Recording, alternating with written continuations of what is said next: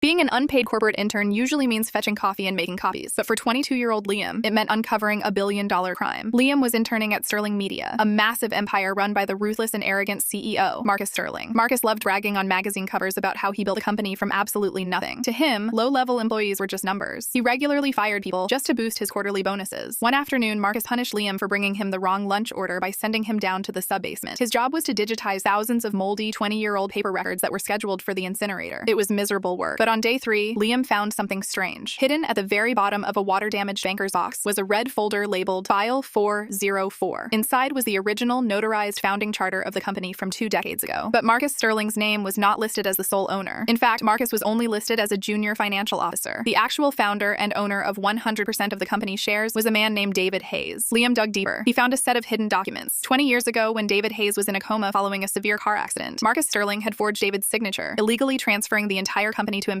just days before David passed away. But there was a catch. According to File 404, the real company shares had already been placed in an irrevocable trust for David's only son. Liam recognized the son's name immediately. It was Julian Hayes, the quiet, middle-aged guy who had been working in the company mailroom for 15 years, constantly getting yelled at by Marcus. The next morning, Sterling Media was hosting its annual shareholder meeting. Marcus stood on stage in front of hundreds of wealthy investors, gloating about his genius leadership. Suddenly, the auditorium doors swung open. Liam walked right down the center aisle, followed closely by Julian from the mailroom and 3 federal fraud investigators. Marcus laughed nervously into the microphone. "Who let the intern and the mailboy in here? Call security." A federal agent stepped onto the stage and handed Marcus a warrant. "We do not take orders from you, Mr. Sterling," the agent said. "We take orders from the actual owner of this company." Liam walked up to the microphone, slammed File 404 onto the podium, and projected the original unforged documents onto the massive screen behind Marcus for every single shareholder to see. Marcus Sterling's face drained of all color. He realized instantly that his 20-year lie was completely over. By the end of the day, Marcus was escorted out of his glass skyscraper in handcuffs, facing decades in federal prison for corporate fraud. And the next morning, Julian traded his mailroom cart for the